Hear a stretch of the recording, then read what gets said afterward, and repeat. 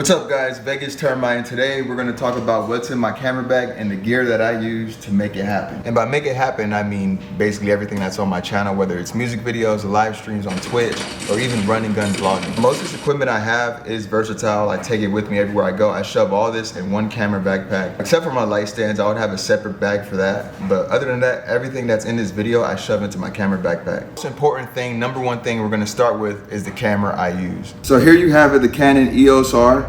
Full frame camera. It's an RF mount camera, and what's sweet about this is you have this flip out LCD touchscreen, so it's really good for vlogging. You have the camera facing you, you can see exactly what's going on, make sure you're in frame, you're in focus, stuff like that, and you're even recording, which is the most important thing. It's a very great camera. You can actually find these used. I believe I bought this one for like 900 bucks off of OfferUp. Brand new purchase price right now is about 1700, so I would go used, just make sure it works, there's no water damage, stuff like that. This is what I use to shoot my latest video. Bucks by Kurt Nowitzki is playing now on my channel. I have the Rokinon 14mm manual focus f2.8 RF mount lens. A very great lens, great for low light. This is actually used for a lot of astrophotography. It's great for photos, landscape photos. If you say you're at a waterfall or a big scenic area, day or nighttime, this is a perfect lens for any of that stuff you want to do. And even for videos, because you have an extremely wide frame. So right here, I'm about 10 inches away from the iPhone. And as you can see, there's still so much real estate. See, this is like 2 inches away from the iPhone. I still have the whole phone in frame. I easily back up 4 feet, and it's way out the way. So you have such a huge space. This is my computer desk. You have such a huge frame. This is such a great lens for anything you really want to do. Even for real estate, a lot of real estate videos, they like to get these long panning shots so you can fit more into that frame, make the room look more big and open. So this Rokinon 14mm f2.8 is a very great choice lens. It is a manual focus, so you would have to sit on the lens and focus it yourself unless you have some kind of focus ring, stuff like that. And it's actually low budget. These lenses, I believe I purchased on Amazon for $469, something like that. So you can't go wrong with that, especially in an RF mount full frame camera. That's a very great starter lens. Secondly, that brings me to this lens, which is the Canon 50mm f1.8. This is a great lens for photography, low light conditions, time lapse, but it's a very tight shot. So if you compare this compared to the 14mm, you have a huge difference. The cheapest lens you can actually purchase for this camera that I know of paid $198 plus tax, no more than $220. Even if you don't plan on using this lens, it's a lens most people have just because the low price and what the capabilities are. It is a very tight frame, so you have to accommodate your scenery more to use this lens. Because if I were to sit it right here where my iPhone was, you would probably only get my lips in frame, and we probably don't want that. If you're doing a scene with a lot of action and stuff like that, you really wouldn't want to use this lens because you might miss things and things could easily reach out of frame. You can see my hand is a foot away from the camera and it's really, you know, covering up the whole frame. That's 4 or 5 inches away. You get the idea. The difference between a 14mm and a 50mm is the frame sizing and composition. So I showed you the camera, I showed you the 2 lenses I currently have. Next, let's talk about accessories. I have these 2 newer lights. This is a newer LED panel. So this panel right here has 2 built-in batteries. To this day, it hasn't died on me. I used it the other night for a music video. It was running for about 2 hours and it was still at what, 5 bars? It was still fully charged. I definitely went home and still charged it because you never know. It's a cheaper brand light. It's not like Canon or nothing. Newer's been around for a long time, don't get me wrong. But sometimes you might run this battery and it might say full battery, the next thing you know, it's dead. It's a very soft light, it has like the built-in diffuse look. It's not harsh on the eyes. So I have 2 of these and they come with the stands as well. So I got these 2 newer light panels and the stands for $130 on Amazon. So you can't go wrong with that. These are the only 2 lights I have. You could change the color temperature. So I could put like an orange tint or more blue, more white, daylight. Stand doesn't come with it. This is actually a stand for my DJI Ronin S. I bought this gimbal for only $160.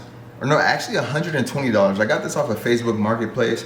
It was a woman, she was selling it. Actually, I was like, hey, where's the battery? She's like, I don't know. I only used it one time and I don't know how to work it. Not hard to calibrate, but if you don't know about this stuff, you're not gonna be able to do it unless you sit there and you spend the time and you practice with it. Just like the light, this battery hasn't died on me either. So I use this for music video shoots. Out the box, it comes with everything you see here. You don't have to have the tripod attached. You just do when you're not using it, or you want to set it down for a second. It has this remote feature, so you can sit here and control the camera with the remote, record, you tilt, you can do the 360 rolls and stuff like that with this gimbal. So it's a very great gimbal. I have my EOS R with the 14mm lens on it, so that's a pretty heavy setup. I can't tell you the weight off the bag, maybe 4 or 5 pounds, and this thing handles it flawlessly. Here I have the DJI Mini 4 Pro. Very great drone. It shoots 4K footage, 60 frames per second, which is great. Honestly, in my opinion, it's overkill, and it makes your computer work a little bit harder to set it up. When I first got it, my computer was not playing it, wasn't having it at all. So I actually had to go into the AMD settings and adjust the settings and let the computer run AMD and Premiere Pro or whatever the case is. After that, it was playing flawlessly, but then I still decided like 4K 60 is not really necessary. 1080p sounds bad and everyone want to go for 4K footage, which I understand.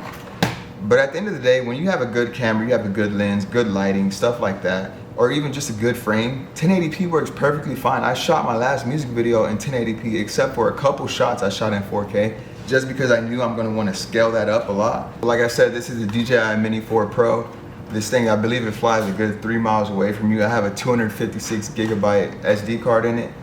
I barely purchased it, so I honestly only have one battery for it right now, and it lasts maybe 25 minutes and then it's over with. If you pay an extra, I believe 300 bucks, you get this really cool DJI remote. This quality on this remote is superb. So you can see it, this screen is amazing. It's really like a whole iPad built in it. Great distance. Honestly, when I fly the drone, I never had a single kind of lag or frame miss from this remote. So I'm really proud I paid that extra few hundred bucks and got this with it, so you don't have to have your phone hooked up. So if you have your phone hooked up to your drone, and you have gimbals and even lights nowadays, you could connect it to your phone, and you'll have all these things you have to control from your phone. So it's good to keep your phone free. So I decided I'll just go with the remote. It has a lot of features. You can record the screen, review your footage right here. Aircraft album, controller.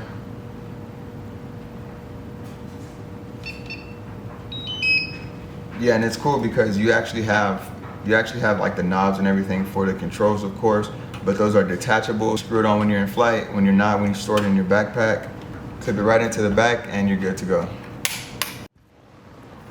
The last thing in my bag and my gear when I'm on the go is the MacBook Air 2020. This has the M1 chip. This is a very great PC. It'll edit 1080p footage, 60 frames per second, stuff like that. But I more use this so when I'm on the go, say I'm shooting with my boy and I need to transfer some footage to my computer so I can take it home without taking his SD card. I quickly do it to the MacBook, and then when I get home, I'll do it on my PC. Because right now I'm running the CyberPower PC that I just set up, and it runs a lot better than this when it comes to Premiere Pro and After Effects. But we'll get into that in part 2 of this video. Part 2 is what I edit, render, and stream on, and that would be the CyberPower PC. That's my at-home setup for what I edit, stream, and render my videos on. I know one thing I did not mention is any microphone. I do not have any audio setup right now. As shooting music videos, you really don't need audio. But as we're getting more into vlogs and stuff like that, I know I'm gonna go to a foodie fest, so I plan on getting like the wireless DJI microphone, to get the best footage possible. I've been debating DJI or Rode. Which one would be better? Let me know in the comments what you think. All the links to all my products will be in the description. So if you want to purchase this product or you want to look into more info on it, go ahead. I'll leave a link in the comment and all the description, stuff like that, so you can see exactly what products I'm using, the price point. So if you like this video, let me know in the comments below. What do you think I should get to add to my collection? What will make my videos better? Also, this huge wall in the back, I believe this is like a 12 by 20 foot wall. So I need something massive to just cover all of this. I need like more lighting, more contrast. So I've been looking for something very nice to go up here. Let me know what you guys think, whether it should be artwork or tapestry or just a bunch of LED signs or something like on air, something like that. I've been looking at what I can get. It's hard to find something, so let me know what you guys can do for me. Other than that, thank you guys for watching, and we're out. Peace.